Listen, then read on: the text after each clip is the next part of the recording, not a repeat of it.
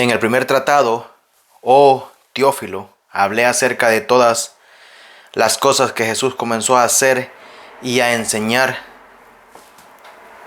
hasta el día en que fue recibido arriba, después de haber dado mandamiento por el Espíritu Santo a los apóstoles que había escogido, a quienes también, después de haber padecido, se presentó vivo y con muchas pruebas indubitables, apareciéndoseles durante 40 días y hablándoles acerca del reino de Dios, y estando juntos les mandó que no se fueran de Jerusalén, sino que esperaran la promesa del Padre, la cual les dijo: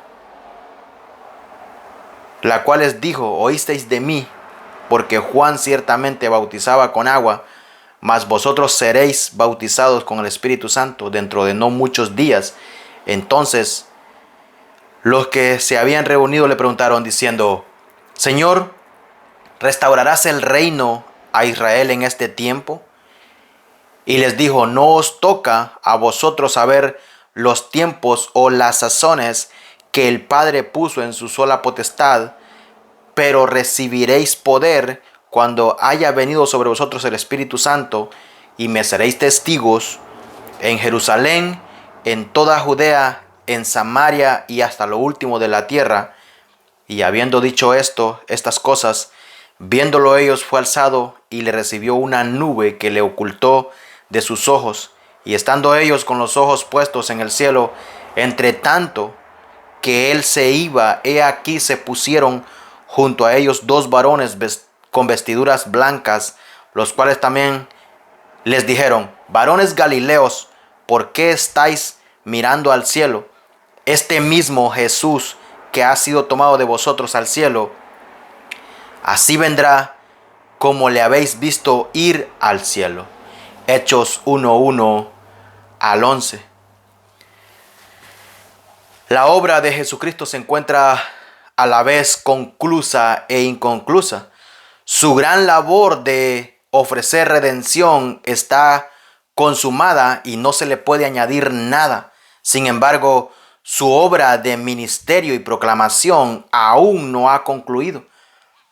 Él únicamente la empezó junto con los otros evangelios. El primer tratado compuesto por Lucas para Teófilo, el Evangelio de Lucas, registra todas las cosas que Jesús comenzó a hacer y a enseñar durante su vida en la tierra.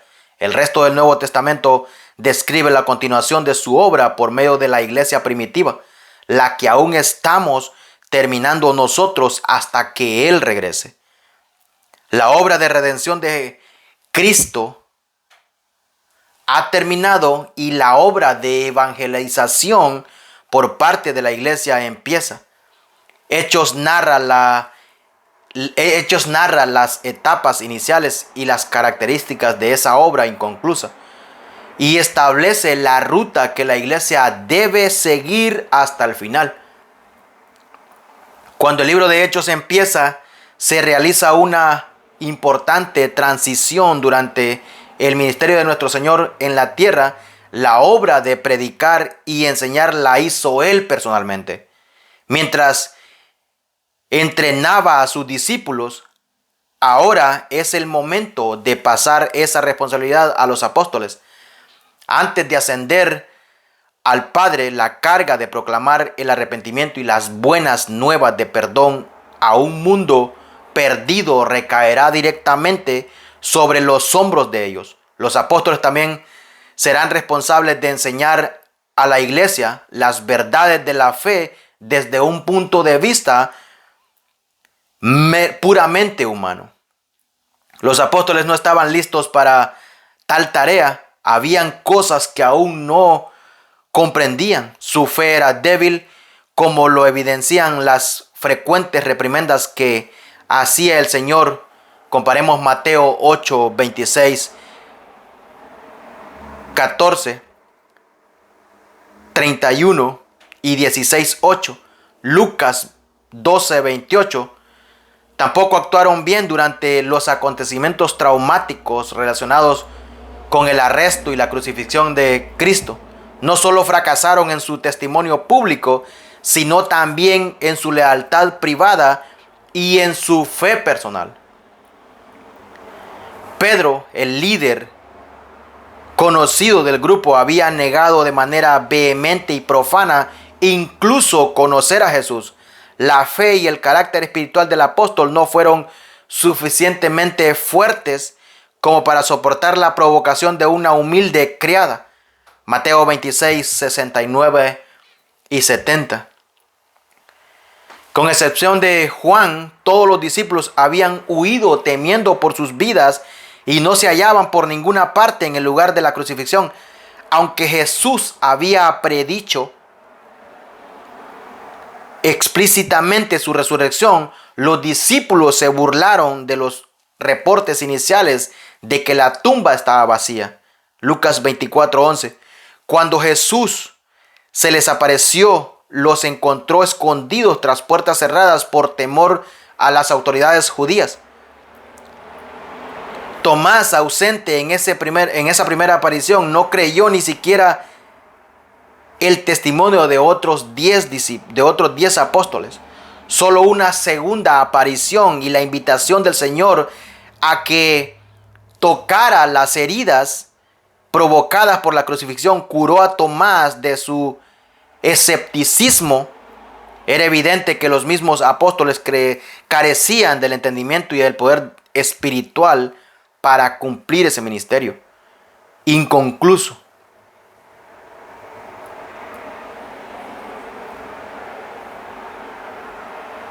Ese ministerio inconcluso de Jesús de evangelizar, edificar.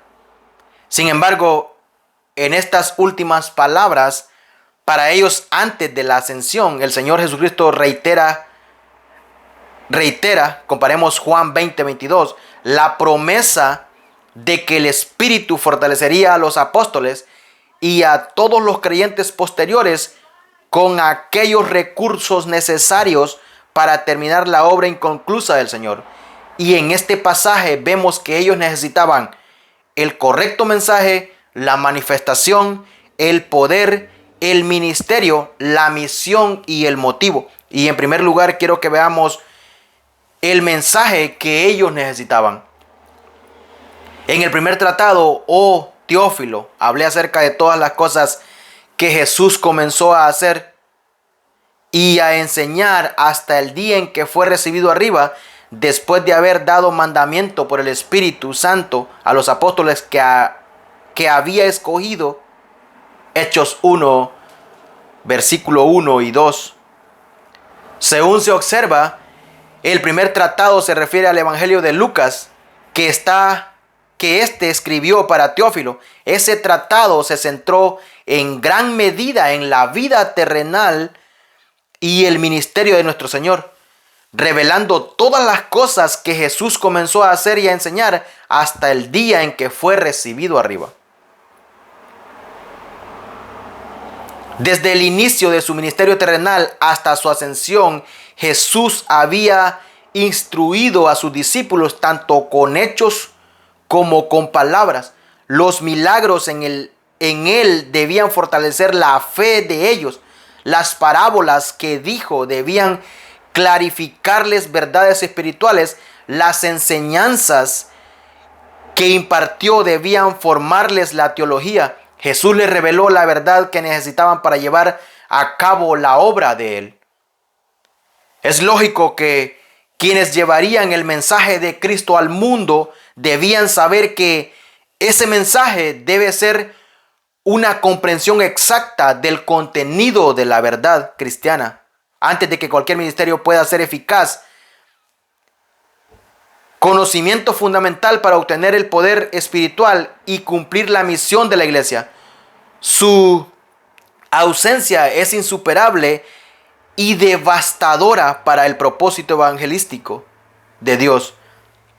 El apóstol Pablo se preocupaba tanto de esto que fue básico en su deseo hacia los creyentes en Efesios.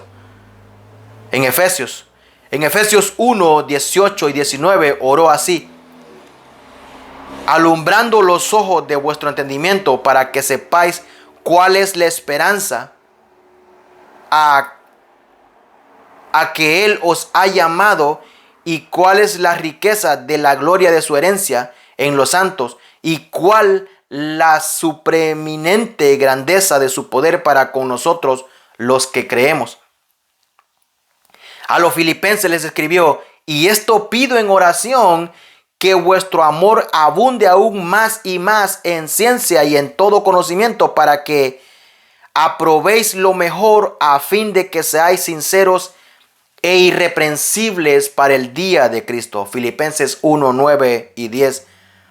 La oración de Pablo para los colosenses expresa de forma elocuente su anhelo de que todos los creyentes sean maduros en conocimiento, por lo cual también nosotros desde el día que lo oímos no cesamos de orar por vosotros y de pedir que seáis llenos de conocimiento de su voluntad en toda sabiduría e inteligencia espiritual, para que andéis como es digno del Señor, agradándole en todo, llevando fruto en toda buena obra y creciendo en el conocimiento de Dios, fortalecidos en todo poder, conforme a la potencia de su gloria, para toda paciencia y longanimidad.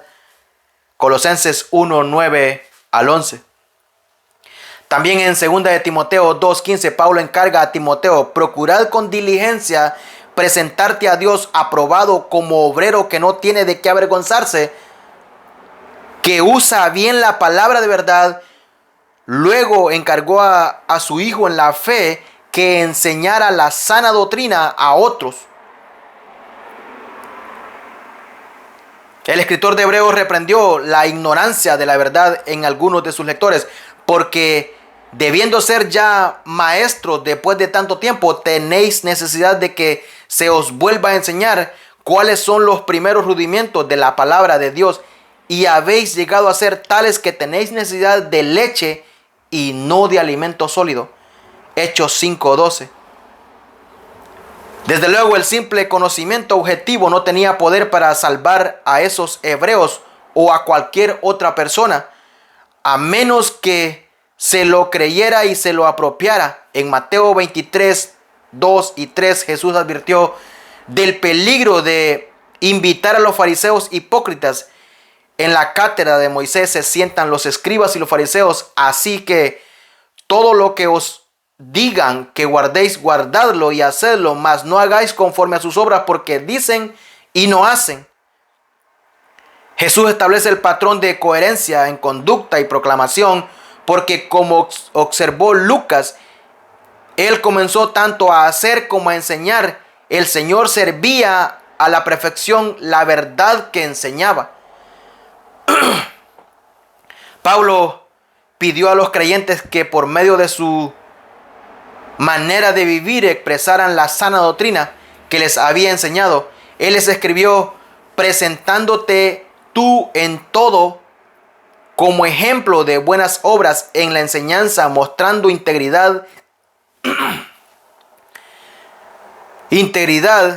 seriedad, palabra sana e irreprochable, mostrándose fieles en todo, para que en todo adornen la doctrina de Dios nuestro Salvador.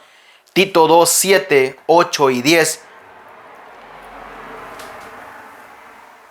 Evangelizar es decir a las personas que Dios salva del pecado. Lo que adorna ese mensaje o lo hace creíble es una vida santa que demuestre claramente que Dios puede salvar del pecado. Es contraproducente proclamar el mensaje de salvación del pecado mientras se lleva una vida pecaminosa. El mensajero debe manifestar el poder del mensaje que está proclamando. Jesús predicaba justicia y vivía la perfección. Nosotros debemos predicar el mismo mensaje y esforzarnos para vivir tan perfectamente como podamos.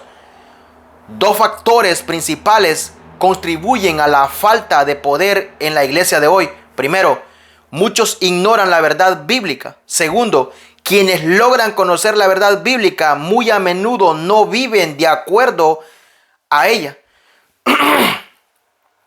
Proclamar un mensaje erróneo es trágico, pero también lo es anunciar la verdad sin mostrar mucha evidencia de que esta verdad haya transformado la vida de quien la anuncia. Tales personas no pueden esperar que otros sean conmovidos por lo que proclaman. El ejemplar predicador Robert Murray dio las siguientes palabras de advertencia a un joven aspirante a ministro.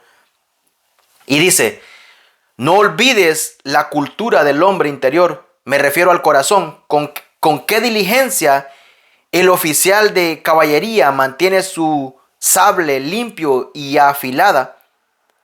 Toda mancha restriega con el mayor de los cuidados. Recuerda que tú eres la espada de Dios, su instrumento. Confío en que un vaso escogido lleve el nombre de Él. En gran medida, según la pureza de la perfección del instrumento, así será el éxito. No es a los grandes talentos a los que Dios bendice, sino la gran semejanza con Jesús. Un ministerio santo es un arma terrible en las manos de Dios. Fin de la cita. Quienes vayan a ser eficaces en predicar, enseñar y evangelizar deben prestar atención a estas palabras. Incluso después de su resurrección, Jesús siguió enseñando las realidades esenciales de su reino hasta el día en que fue recibido arriba. Una referencia a su ascensión, Lucas utiliza este término 4 veces en este capítulo, en los versículos 2, 9, 11 y 22. Ese día que marcó el final del ministerio terrenal de nuestro Señor había llegado, como lo había predicado. Jesús estaba a punto de ascender al Padre. Comparemos Juan 6:62. Durante su ministerio había dado mandamiento a los apóstoles por el Espíritu Santo, quien a la vez eran fuente y poder de su ministerio. El ministerio de Jesús era el poder del Espíritu. Era el poder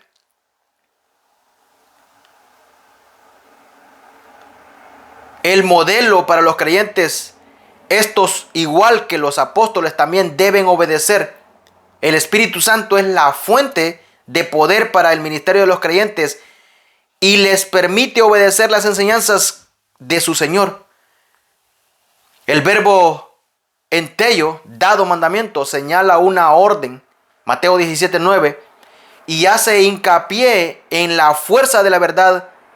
Abarca una serie de mandatos para obedecer a Dios, así como amenazas al considerar las consecuencias de la desobediencia. Aunque Jesús instruyó a miles de personas en sus días sobre la tierra, sus principales y constantes alumnos fueron los apóstoles que había escogido.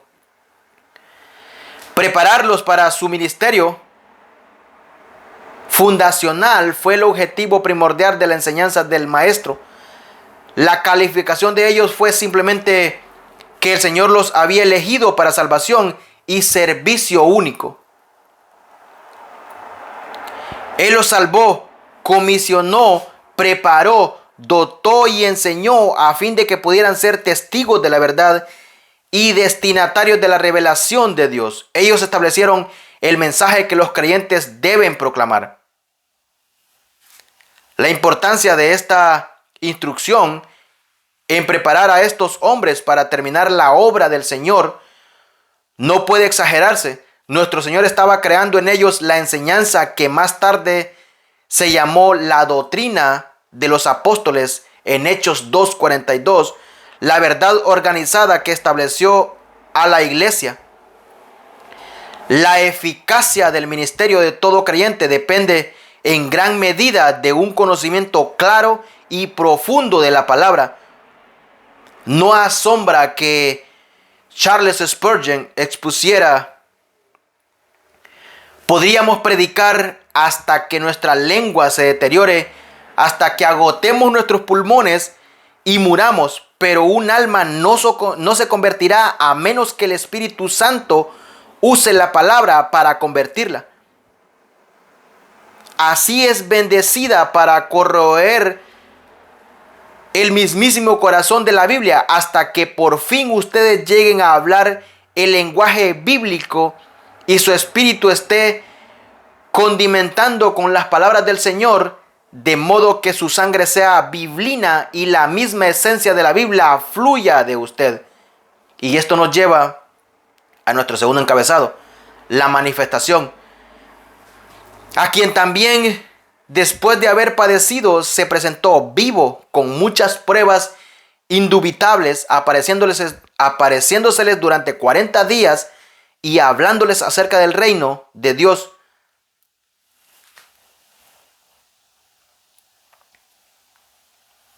Los apóstoles no solo necesitaban el mensaje correcto, sino también la confianza para proclamarlo. Aunque estos les costara la vida, difícilmente les pudo haber entusiasmado a anunciar a un Cristo muerto y enfrentar el martirio por él. Debían saber que estaba vivo y que cumpliría su promesa del reino. A fin de asegurar esa confianza necesaria después de haber padecido, Jesús se presentó vivo ante ellos, les ofreció muchas pruebas indubitables, tales como entrar a una habitación desde la puerta, donde las puertas estaban cerradas, Juan 20:19, mostrarles las heridas de su crucifixión, Lucas 24:39, y comer y beber con ellos, Lucas 24:41-43. Sin embargo, más convincente fue que Jesús estuviera apareciéndoseles durante 40 días, empezando con el día de su resurrección. El texto griego en realidad dice a través de 40 días. Esto afirma que aunque él no estaba continuamente con ellos, se les aparecía a intervalos, aunque de ninguna manera completo. El resumen más extenso de esas apariciones se encuentran en 1 Corintios 15, 5-8. El resultado final de estas apariciones fue que los apóstoles se convirtieron absolutamente de la realidad de la resurrección física de su Señor.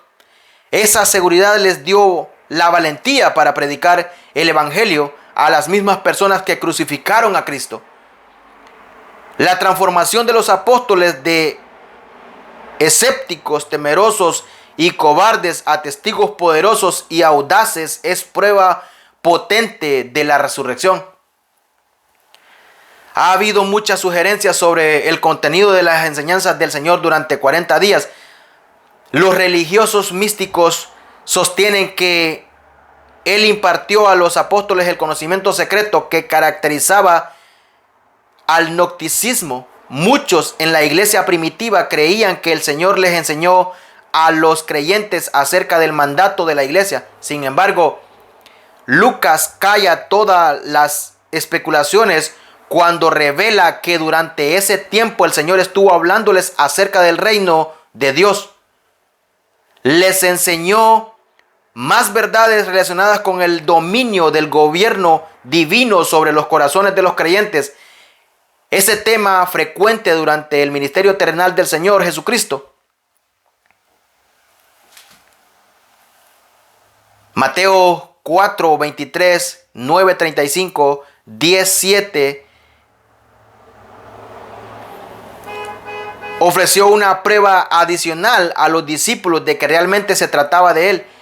El Señor quería que ellos supieran que la crucifixión no anulaba el reino prometido. Comparemos Isaías 2:2, 11, 6-12, Daniel 2:44, Zacarías 14:9. Sin duda, los apóstoles tuvieron dificultad en creer en ese reino.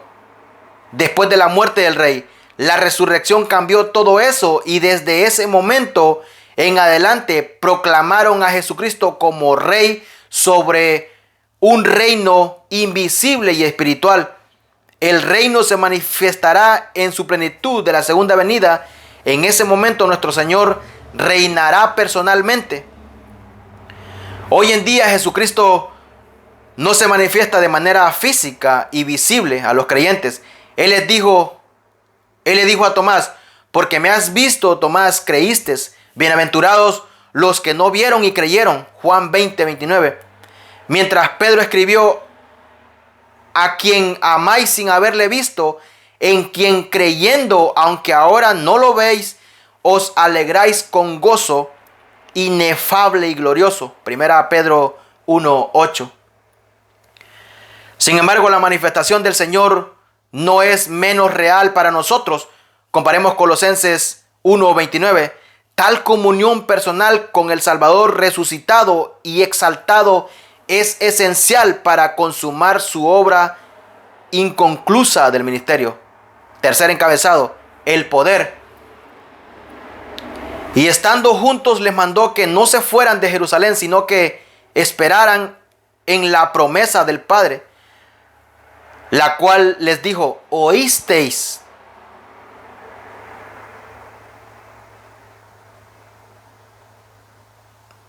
Porque Juan ciertamente bautizó con agua, mas vosotros seréis bautizados con el Espíritu Santo dentro de no muchos días, pero recibiréis poder cuando haya venido sobre vosotros el Espíritu Santo. Versículos 4 y 5. Después de recibir el mensaje y de presencia, la manifestación de Cristo resucitado, los apóstoles pudieron ser tentados a suponer que estaban listos para administrar en sus propias fuerzas. A fin de evitar ese error, Jesús, estando juntos, les mandó que no se fueran de Jerusalén. Comparemos Lucas 24:29. Para ellos, quienes sin duda estaban entusiasmados y ansiosos por comenzar, ese debió haber sido una orden extraña. Sin embargo, ilustra un punto importante. Toda la preparación y el entrenamiento que el conocimiento y la experiencia pueden traer son inútiles en el poder apropiado.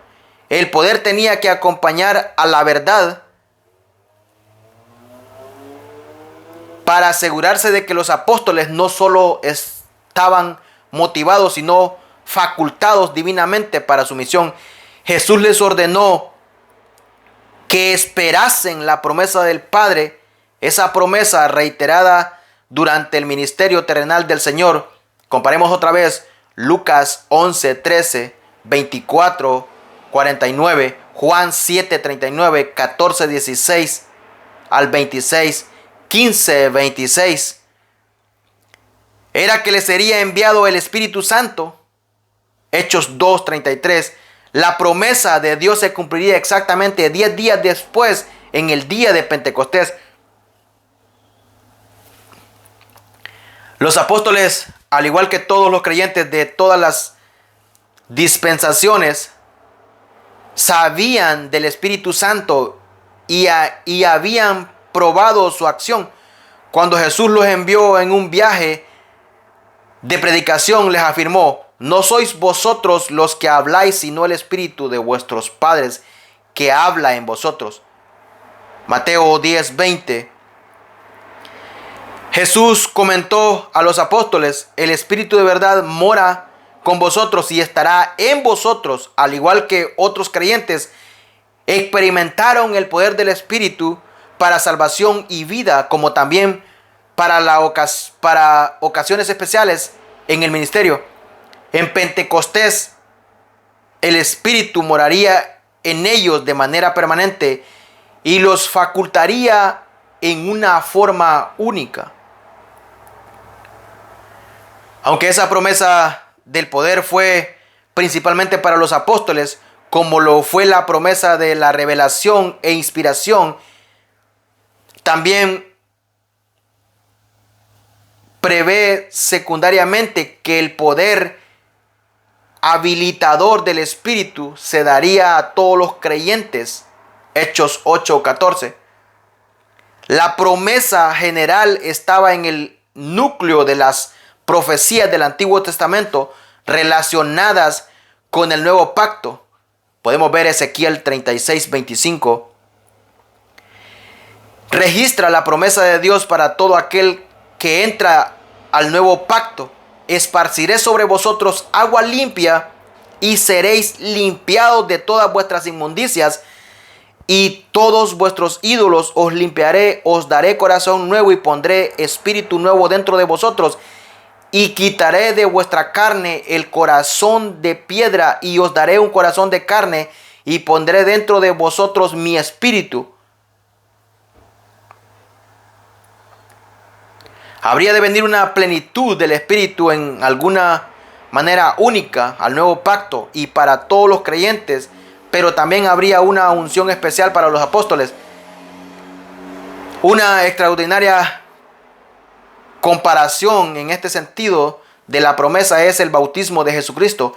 Era obvio que el Señor estaba en perfecto acuerdo y en compañerismo con el Espíritu Santo, pero la Biblia anuncia que en el momento de su bautismo el cielo se abrió y descendió el Espíritu Santo sobre él en forma corporal como paloma. Lucas 3:21 y 22. Esto fue emblemático de la plenitud del poder que él recibiría del Espíritu para realizar su obra terrenal. Un capítulo después, Lucas escribe que Jesús estaba lleno del Espíritu Santo. 4:1. Cuando él habló en la sinagoga de Nazaret, comenzó dando testimonio de la extraordinaria activación del Espíritu, diciendo: el Espíritu del Señor está sobre mí, por cuanto me ha ungido para dar buenas nuevas a los pobres, me ha enviado a sanar a los quebrantados de corazón, a pregonar libertad a los cautivos y vista a los ciegos, a poner en libertad a los oprimidos, a predicar el año agradable del Señor. Lucas 4:18 y 19. Lucas 5:17 sugiere la misma fuente de poder sanador de Jesús. Otros recibieron tal unción para un servicio extraordinario como Zacarías, el padre de Juan el Bautista, quien por ese poder profetizó. Lucas 1:67 y 79. En todos esos casos, el Espíritu Santo vino con una plenitud especial a fin de que un ministerio extraordinariamente poderoso tuviera lugar. Jesús define además la promesa del Padre para ellos como lo que oísteis de mí. Las subsiguientes palabras de nuestro Señor: porque Juan ciertamente bautizó con agua, mas vosotros seréis bautizados con el Espíritu Santo dentro de no muchos días. ¿Recuerdan la declaración de Juan el Bautista en Juan 1:33? El que me envió a bautizar con agua, aquel me dijo: sobre quien veas descender el Espíritu y que permanezca sobre él, ese es el que bautiza con el Espíritu Santo. La promesa debía cumplirse y los discípulos serían bautizados con el Espíritu Santo dentro de no muchos días. 10 días para ser exacto. Jesús prometió que después de su partida enviaría al Espíritu. Juan 16:7. A pesar de las afirmaciones de muchos, la experiencia de los apóstoles y de los primeros discípulos no es la norma de los creyentes de hoy. Ellos recibieron preparación del Espíritu Santo para sus deberes especiales y también el bautismo general y común con el Espíritu Santo en forma poco común posterior a la conversión. Todos los creyentes desde el inicio de la iglesia tienen la orden de ser llenos del Espíritu Santo, Efesios 5:18, y de caminar en el Espíritu Santo, Gálatas 5:25.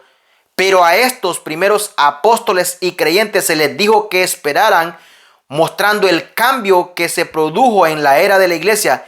Ellos estuvieron en el periodo de transición asociado con el nacimiento de la iglesia en la época, con el nacimiento de la iglesia. En la época actual, el bautismo por Cristo a través del Espíritu Santo tiene lugar para todos los creyentes en la conversión.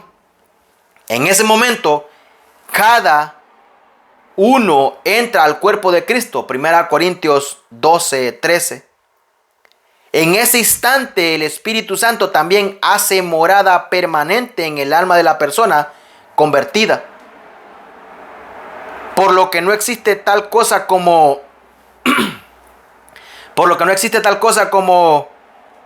un cristiano que aún no tenga el Espíritu Santo. Romanos 8:9. El bautismo con el Espíritu Santo no es un privilegio especial para algunos creyentes, y las Escrituras no retan ni exhortan a buscarlo. Tampoco es responsabilidad de ellos prepararse para ese bautismo, orando, suplicando, guardando o usando cualquier otro medio. El verbo traducido seréis bautizados indica que el bautismo por Jesucristo con el Espíritu Santo por el Espíritu Santo es una actividad totalmente divina. Viene, igual que la salvación, por medio de la gracia, no por esfuerzo humano. Tito 3:5-6 declara: nos salvó no por obra de justicia que nosotros hubiésemos hecho, sino por su misericordia, por el lavamiento de la regeneración y por la renovación en el Espíritu Santo, el cual derramó en nosotros abundantemente por Jesucristo nuestro Salvador. Dios derrama de manera soberana el Espíritu Santo en aquellos que salva. La presencia, la guía, el poder del Espíritu Santo eran absolutamente esenciales para que los apóstoles fueran eficaces en continuar la obra inconclusa del Señor. Ellos ya habían experimentado salvación, orientación, enseñanza y poderes milagrosos del Señor. Se les prometió recibir el poder, que era lo que necesitaban para ministrar después que el Espíritu Santo viniera sobre ellos. Poder es traducido de dunamis, de donde se deriva la palabra castellana dinamita. Todos los creyentes tienen en ellos dinamita espiritual para el uso de dones, servicio, compañerismo y testimonio. Deben experimentar la liberación de ese poder en sus vidas al no contristar al Espíritu por medio del pecado y estar continuamente llenos y controlados por el Espíritu.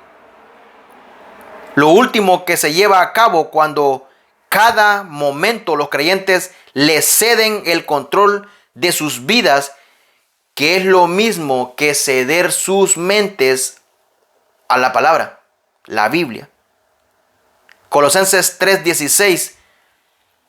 El resultado de ser llenos con el Espíritu lo expresa la oración de Pablo en Efesios 3:16-20.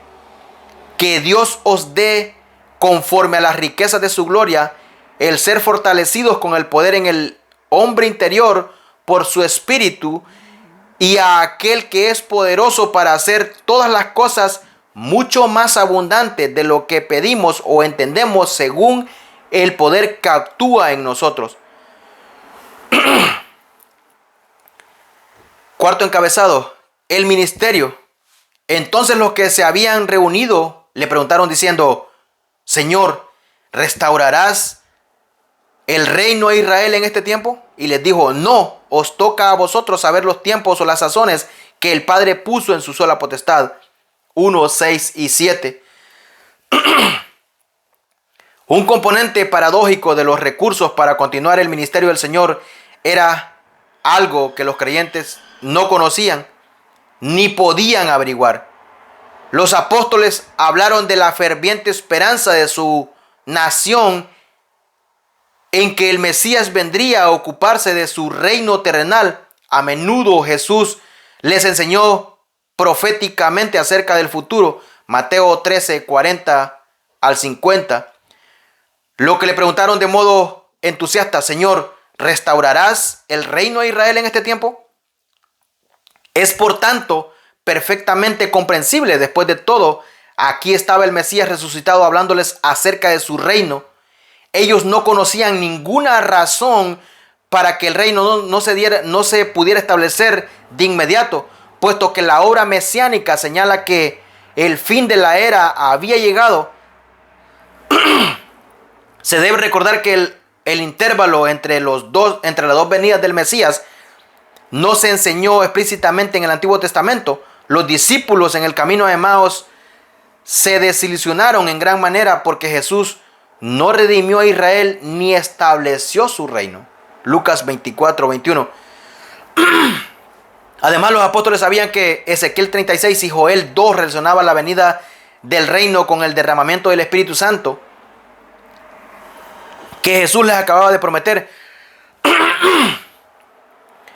Es comprensible que esperaran que la llegada del reino fuera inmediatamente. Sin duda fue para este reino que habían esperado desde la primera vez que se unieron a Jesús. Habían experimentado una espiral de esperanzas y dudas que ahora sentían que podría acabar. Sin embargo, Jesús rápidamente los devuelve a la realidad. A ellos no les correspondía saber los tiempos o las sazones que el Padre puso en su sola potestad. Las Escrituras enseñan muchas cosas acerca del gobierno terrenal y glorioso de Jesucristo en su reino, pero no el momento exacto de su establecimiento.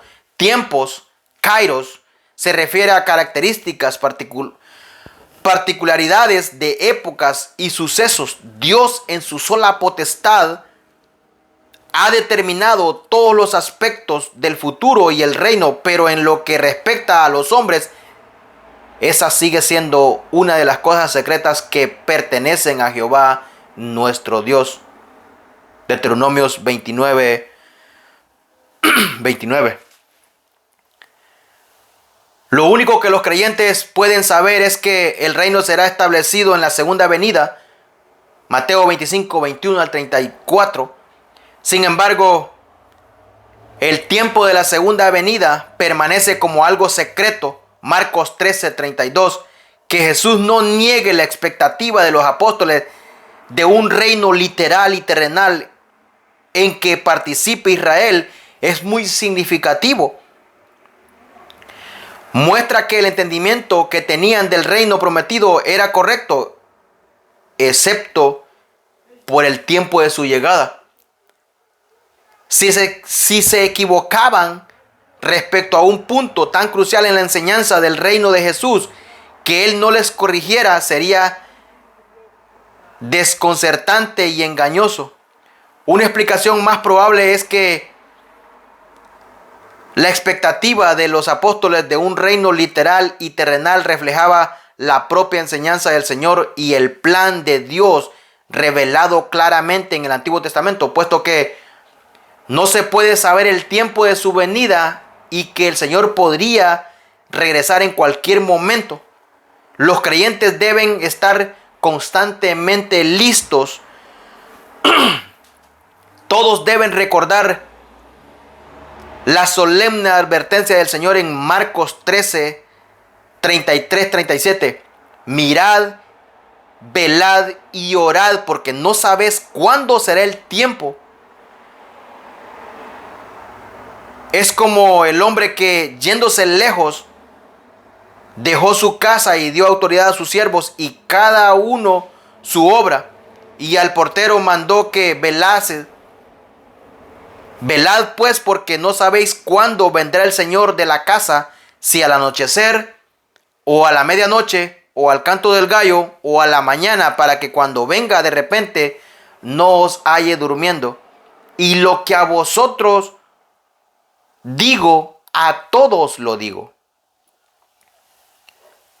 Tal vigilancia y anticipación continua a través de las generaciones de creyentes que esperan el regreso de Jesús ha servido como verdadero incentivo para vivir con urgencia y ministrar con pasión la misión: me seréis testigos en Jerusalén y en toda Judea, en Samaria y hasta lo último de la tierra. Hechos 1:8. En lugar de entrar en especulaciones inútiles sobre el tiempo de la venida del reino, los apóstoles debían centrarse en el trabajo pendiente. Testigos son aquellos que ven algo y lo cuentan a otros. Este fue el objetivo principal para el cual vino el poder del Espíritu Santo. Y la iglesia primitiva fue tan eficaz que trastornó al mundo entero. Hechos 17:6. Jesús ordenó a todos los creyentes ser testigos de la gran comisión: id y haced discípulos a todas las naciones, bautizándolos en el nombre del Padre y del Espíritu Santo. En el nombre del Padre, del Hijo y del Espíritu Santo, enseñándoles que guarden todas las cosas que os he mandado. Y he aquí que yo estoy con vosotros todos los días hasta el fin del mundo. Mateo 28, 19 y 20. Fueron tantos los cristianos que sellaron su testimonio con su propia sangre que mártires, testigos, llegó a significar mártires.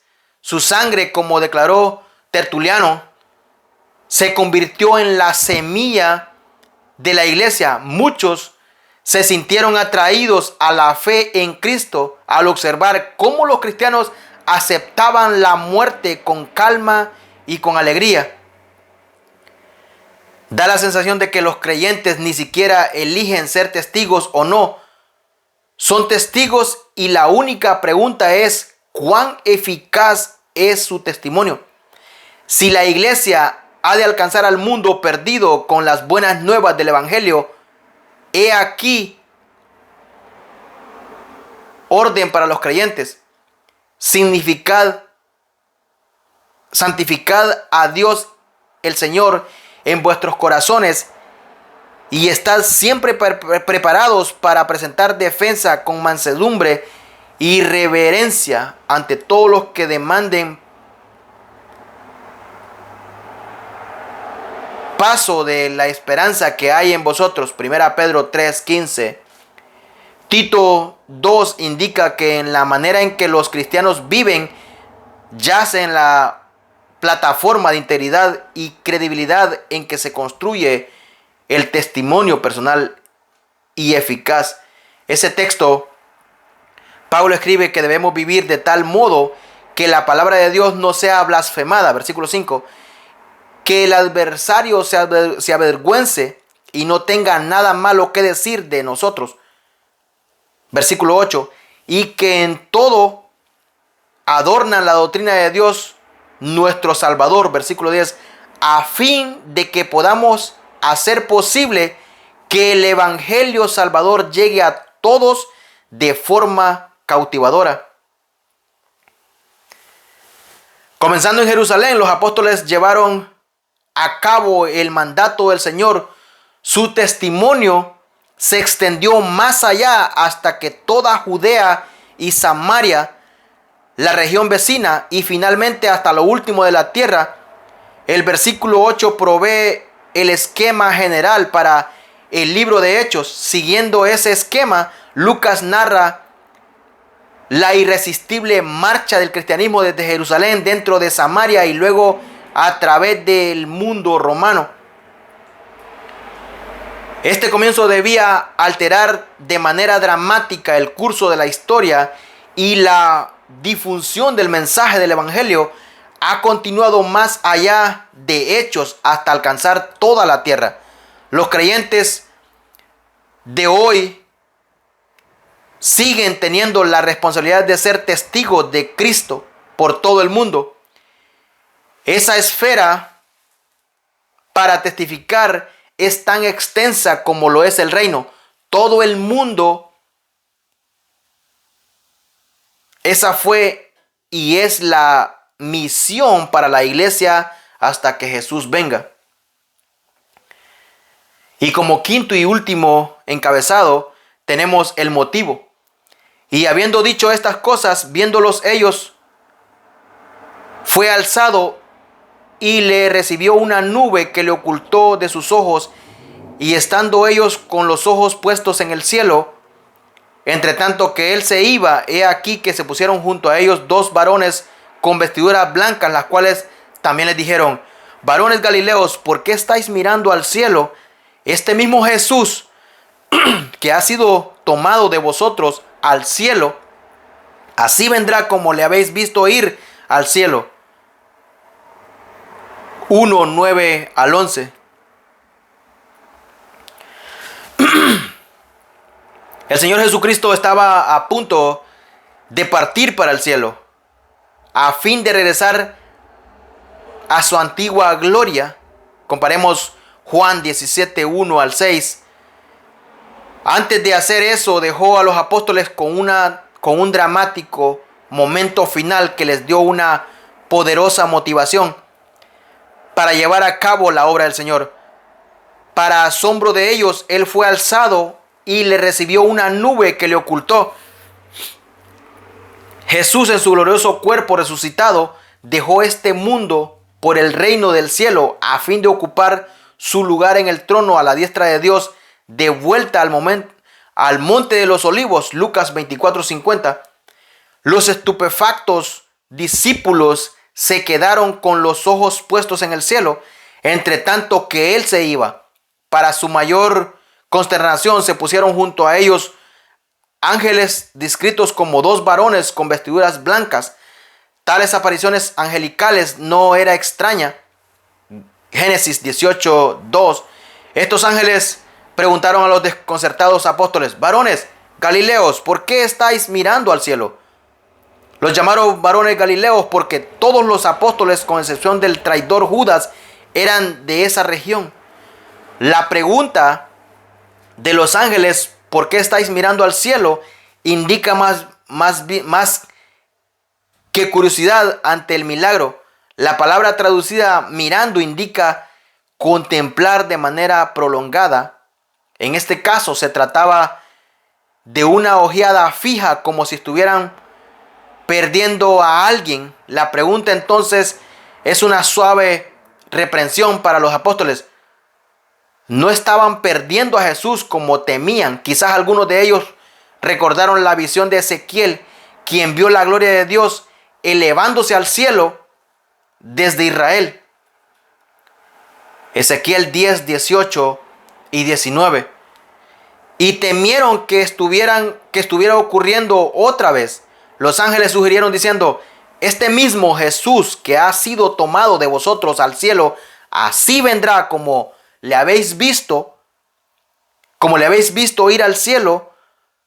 La promesa de Zacarías 14:4 sucederá específicamente que el Mesías regresará al monte de los olivos.